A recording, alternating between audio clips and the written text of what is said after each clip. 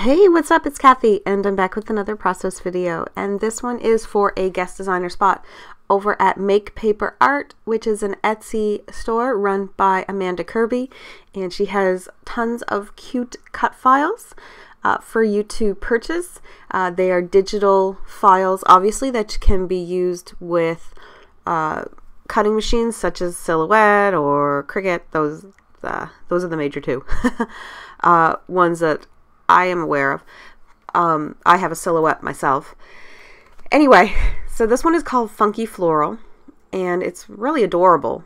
I absolutely love the whimsicalness of it, and I decided to cut it out with gray cardstock this time. I thought it would be a nice juxtaposition between the colors that I was going to use. Now I knew I could cut it out of white cardstock and get a really contrasting effect, just because white is so stark essentially, and when you use it with pattern papers they tend to really shine through. But I really liked the idea of using this soft kind of baby gray for this particular layout. And I am really pleased with how it turned out. Sometimes when I use colored cardstock, I'm not as happy once the cut is done. And as you can see, I left some of the final loops empty, and I just kind of liked the floppiness of them, essentially. I did go with a pattern where where the flower was almost like kind of two different petal shapes. And in order to achieve that, I did have to cut off one of the loops. And I don't even remember where it is because it cut off really well. But if you were going to do it the way that I did it, you may end up like that. But I also ended up with two larger loops that had the same patterns in it, instead of the rainbow one and the pink and black polka dot one, then rainbow, and then pink and black polka dot. I think right where I put the picture, it ended up being two that were the open loops and the pink with the black polka dot. So that's why I put the picture there. So you kind of still had the pattern going around. And I liked tucking the photo a little bit underneath some of the loop. I thought that it just kind of was a nice way to sit it, if you know what I mean. So because of the colors that I chose for backing the cut file, I've got lots of choices for ephemera. And I went through some Pink Fresh Studio that I had. I went through some Maggie, I don't think I even went through Maggie Holmes, some Dear Lizzy and Paige Evans. And I don't really know if I went through much else, or really took much else in that instance. I actually went through some of my own ephemera packs from the stuff that I've made, and just in case I wanted to use one of them. But of course, so far I've only made like themed stuff, so there wasn't anything that was, I don't know, that I felt was like a perfect match to what I was going with. But I just went through it anyway, just in case. You never know. So I really liked that one that said Everyday Magic, but I had forgotten that originally I found a chipboard phrase from a Dear Lizzy collection that said, "She's a wildflower." I think it was from the Stargazer collection. And so I put this all down, I glue it all down, get the foam, get everything going, and then remember, oh wait, I was going to use this other chipboard.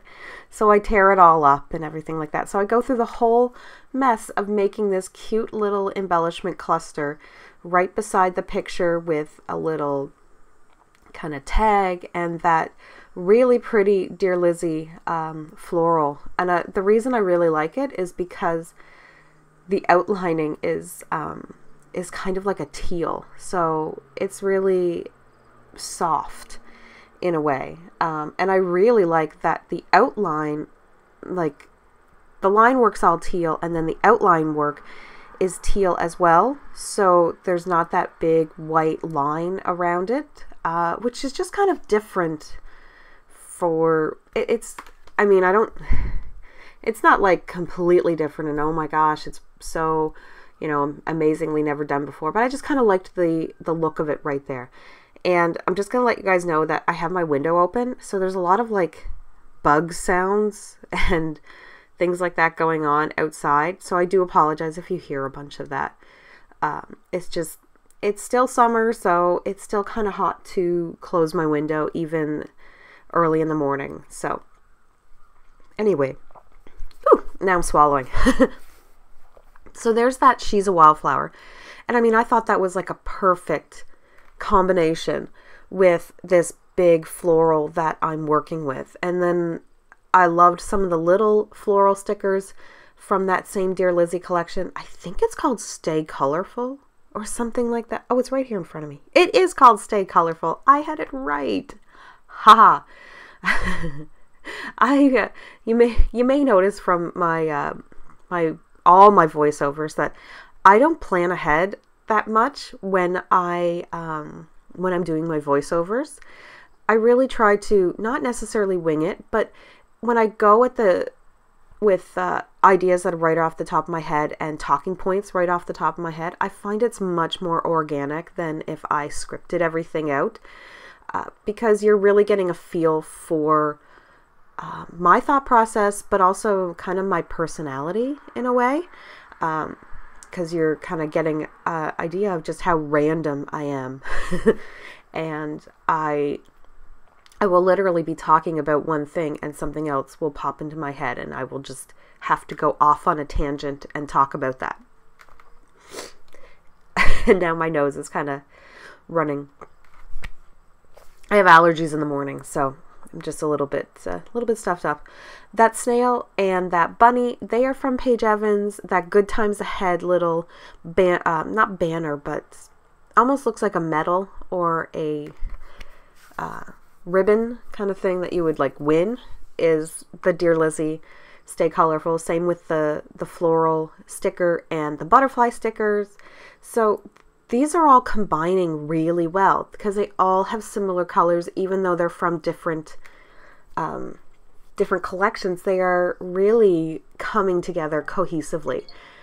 Same with sorry, I forgot my phone was gonna give me a little reminder about something.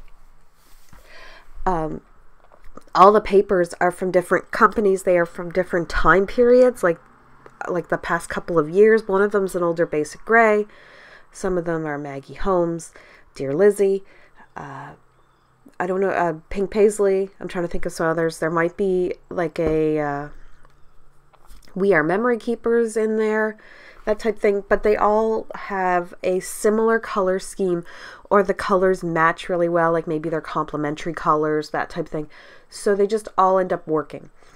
That this little sequin kit came from a Paige Evans Turn the Page collection, and it came with these tiny little stars and these pink hearts and then these flowers.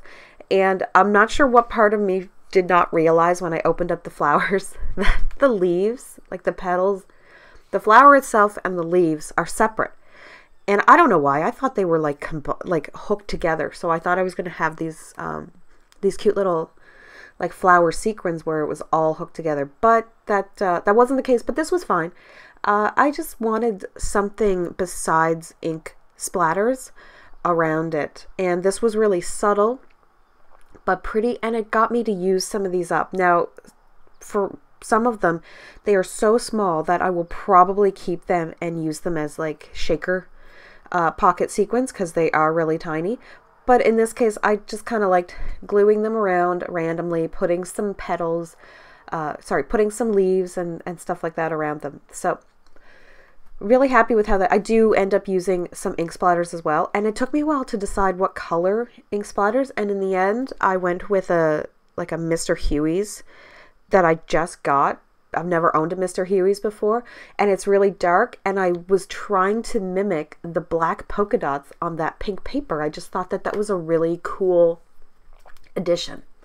So again, this was a guest designer spot for Make Paper Art, which is a store run by Amanda Kirby. At the very end of my video, there will be a little picture with a guest designer code for you to get, I think, 10% off your purchase. And the link to the shop will be in the description below. So bye!